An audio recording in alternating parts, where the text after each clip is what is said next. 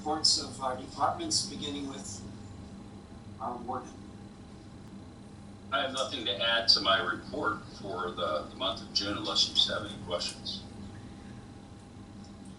The only thing I have, which is prime care question, they have about 200 tests that were done in-house, and those, I guess, Sheriff, would have all been transports in the past for EKGs and for x-rays and all those kind of things. Is that accurate?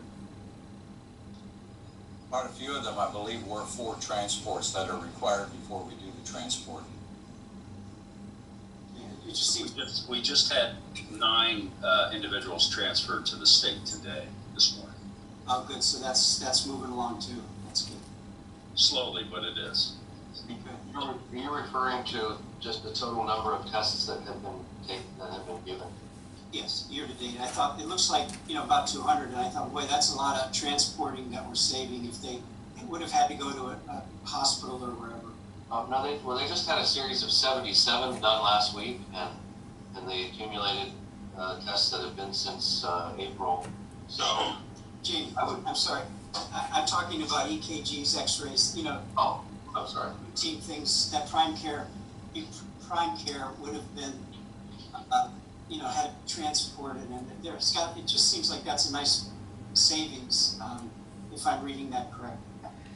I have. But now that you mentioned transporting, though, are we accounting for the fact that these folks that test positive, if they had been transported just prior to that, or are we making the sheriff aware of that? The test results are made aware just prior to transport. So the sheriff and coordinates with our medical staff, and they've been doing that very well as far as coordinating test results before anybody is designated to go on a transport. And if anybody would test positive, they do not go on the transport. And they're tested before they go, everyone that's going to be transported? Okay, Yeah. Very good, very good. Commissioner Litz? Yes, thank you, Mr. Chairman. I was on the statewide call with the County Commissioners Association of Pennsylvania before I got on this call. There's another one with the governor's executive staff at this time, but we had this meeting, so I came here. But I would like to let you know, because it, in my opinion, equates to what's going on at the prison. We were on with some people from the Children's Hospital of Philadelphia, and there was a Peter Grohlman and a Dr. Dave Ruber who went through statistical charts and explained how to read those charts. And the one is easy to read, it's the number of cases in each area, but they have it was hundreds of counties that they are tracking throughout the United States. And they said there is a wave from Ohio into Allegheny County, and there is a wave from like the southern end, the District of Columbia, coming up through, and York County's in real trouble, and they can show you each and every county. And part of the chart is when one person infects more than one other person. And what they said is, we have 6 weeks to get this under control, or we're not going to be able to turn it around. So we're on the beginning edges of that, and the positive cases at the prison, I think, are indicative of what's going to happen in the community. And I'd like to know, these people are on quarantine. I don't know what businesses they're working in, but we have to do something to educate and make sure that all those businesses are closing just for however long it takes to do a deep cleaning. And then that deep cleaning is done, then they can reopen to make sure that they've gotten everything. Because if they're sending people home and they're not... Commissioner, Yes. I don't think we are doing anything with work release. So is that what you're referring to, sending our work release people out? Work release is where the incidents have shown up. Oh. And so they're... It's the internal work detail, though. Yeah, and to actually pinpoint, it's almost impossible to pinpoint other through contact tracing. But bottom line is, this was all in-house, and we think we pinpointed to an individual that is no longer here, and that's what prompted the testing an individual that was released to a rehab center who had tested positive. So as a precaution, we did a mass testing of those people that are in the work release section, both upper and lower, and those people haven't been working since March. Okay. And haven't been exposed to anybody in the community. So we did that as a matter of mitigating, and the individual who we believe might be one. Now you have staff that enter the community all the time, so it's virtually impossible to detect. And we have everybody that tested positive is currently asymptomatic and was asymptomatic, which makes it more difficult because we went through the protocols as far as that the CDC recommends, and as far as the quarantine process of the individual that came in 3 weeks ago. So there's a lot that isn't known about COVID-19. So what we do is we err on the side of safety and do as is recommended by our medical provider. So, and that's what we've done. And But have you as far done as, another deep cleaning? That's already scheduled. It's scheduled, but it's not done? It's When is has it? been done. When is it When you say- scheduled for? When you say deep cleaning, we practice up scheduled cleanings every day. We actually have, as we did in the past, have hired environmental hazard control fogging company that comes in and will actually disinfect a specific area, which I know other facilities are not taking advantage of. So that's what we've done, and that's what we're going to continue to do. And we have another one scheduled, especially with this. We're still practicing the mitigating procedures that we have in the past. But I mean, nothing is foolproof. All we can do is slow it down and halt it. And Warden, how often are we cleaning lavatories and showers? That's done on a daily basis. Can we Yeah, up in that to fact, 2 times a day? Pardon me? Can we up that to 2 times a day? It depends where we're at. Anytime we have something, what's making it the most difficult is our dormitory style. So, naturally we only let one room out at a time for their showers, etc. So, it's being cleaned daily, sometimes 2 times a day, especially in the areas that quarantine. Anytime that people are being left out, that area is being cleaned, period. Okay. I do know that I've heard other areas in the state that even state offices or departments who are cleaning restrooms twice a day to keep the spread of the virus down. I think we really need to practice that on a daily basis. That's my opinion, and I share that for your consideration. Oh, thank you. And what makes this the most difficult is even with the uptick in cleaning, and our cleaning schedule has been ramped up to address that. But when you have a number of individuals that are test positive and they're not showing any signs of illness, they get frustrated. They continually question, and we don't have individuals in here that really follow the rules all the time. So obviously that's why they're here.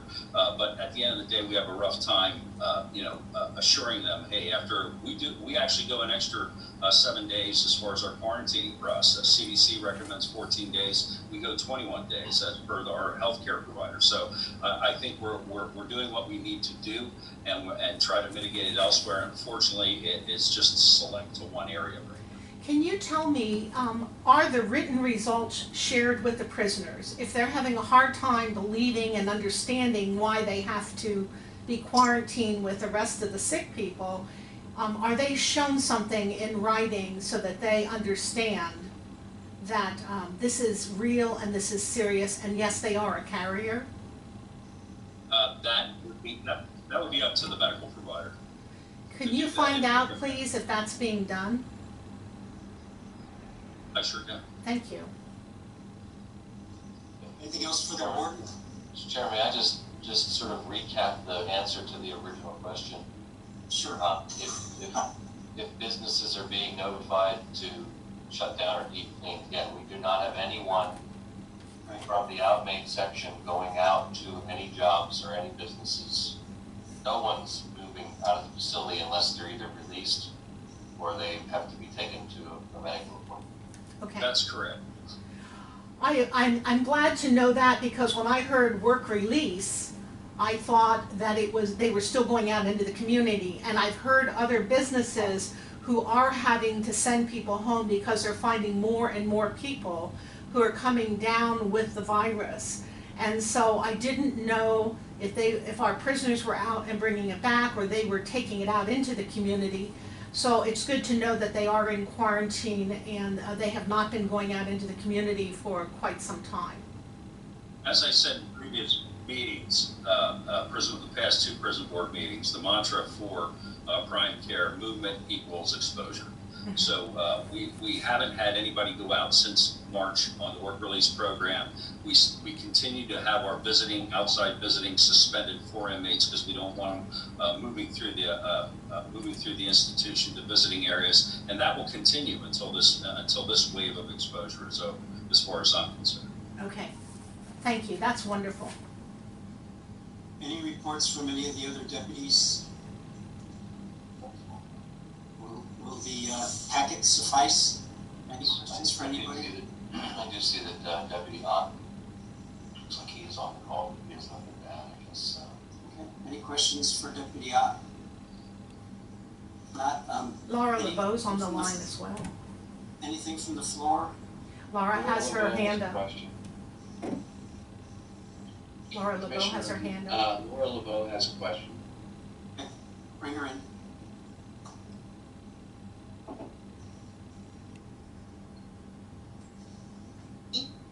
Yes. Okay, I just wanted to go back to something Jamie referenced and Commissioner Litz. When Commissioner Phillips, you were talking about 200 tests, that was for EKGs and other medical related things. Yes, routine medical tests from the beginning of the year to date. Yeah.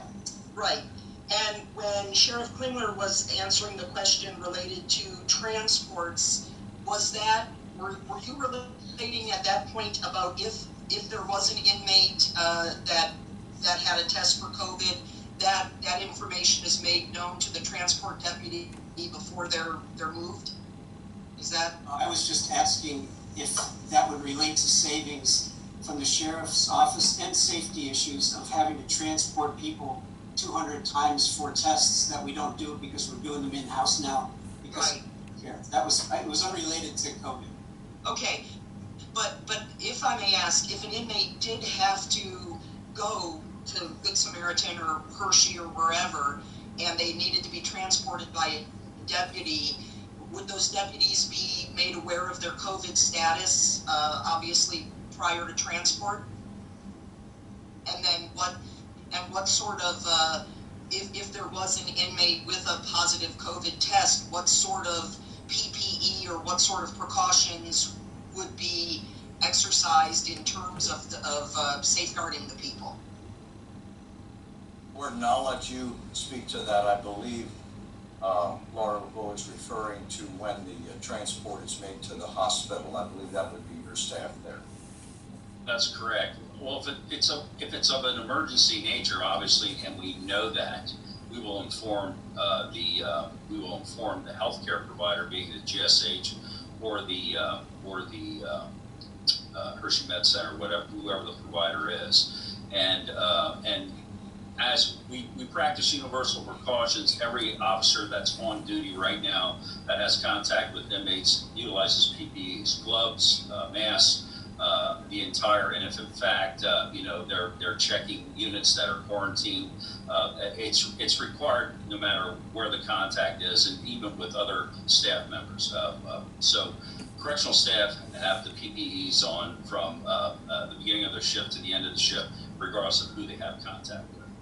Okay, and where are we, Warden, in terms of the prison census and also the number of inmates and or staff that are COVID positive?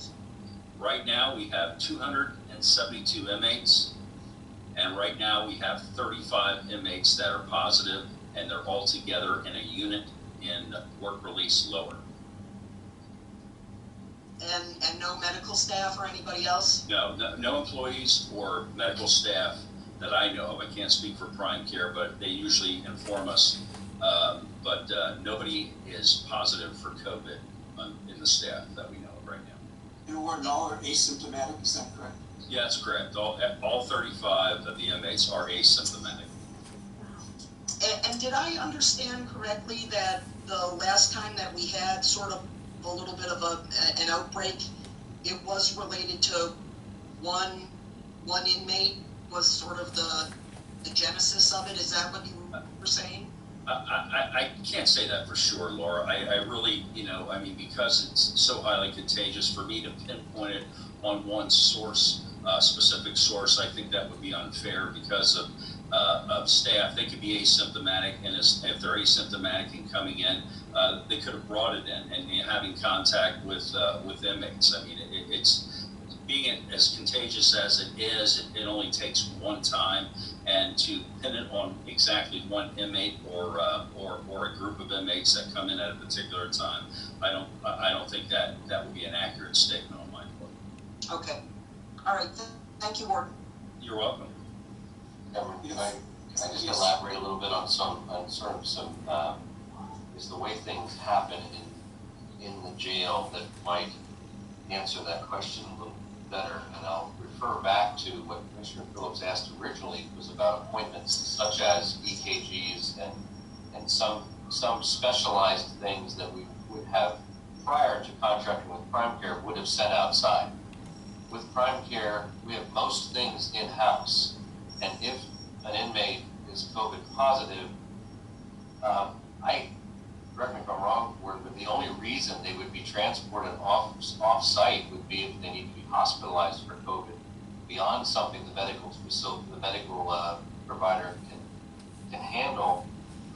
Otherwise, their needs are all being met under the roof. So we wouldn't have sheriffs transporting unless someone has a negative test. And that, by the way, is also required before we transfer them up to Camp Hill, is the state saying you have to have a proof of negative test before they move. So I don't really know of any circumstances we'd even move them off-site.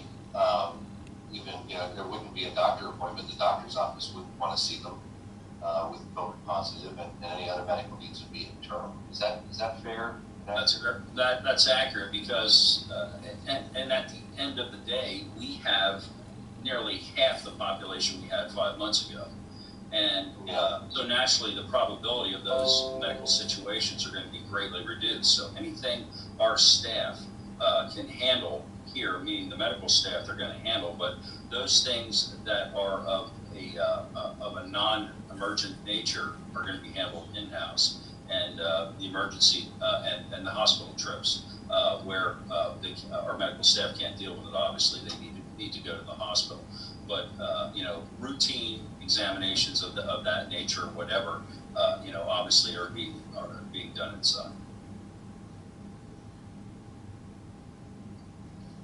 Okay.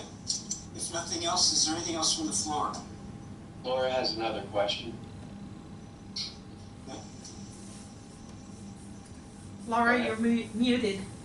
There we go. Sorry. Well, I just to finish up on that, because 35, that's the most inmates that we've had. I mean, what was the last one was what, like 24 or something like that? It was 25 with 19 inmates and 6 staff members. So yeah. Is there a number at which this is going to become untenable in terms of the jail dealing with COVID positive inmates? I mean, I know we have a low census, but have you had that discussion with the Prime Care folks? Is there any point at which this is going to get out of hand, that you couldn't handle it? I don't know if I could really answer that question, and I think that's hypothetical. I mean, every day is a challenge, and every day we're dealing with what we can deal with, and it's almost like a shell game. That as far as moving people around within the facility to make sure we can isolate who we need to isolate. We don't have, we're not dealing with a lot of room as far as, managing it, but, because this has been the biggest breakout, so to speak, for lack of a better term, that's why we utilized one area to put all the positives in to mitigate it from spreading any further. hopefully it's the largest that we'll ever have to deal with as we move on. But that would be contingent on the court Laura, as the courts open up and relax, depending on that. I mean, the court's been very cooperative with us in the mitigation process, because if in fact those individuals that do not have to be incarcerated and there's alternative sentencing measures put in place, obviously that's an advantage for us. So I'm not sure when Armageddon kicks in, and I couldn't even venture to say when that would happen. Okay, thank you again. You're welcome. Anything else from the floor? If not, I'll take a motion to adjourn. So So moved. moved. Second. It's been moved and seconded. Thank you all for your attendance, and stay well. Jamie, Thank you. Jamie, are you going to be in, or are you leaving for lunch? You'll be in?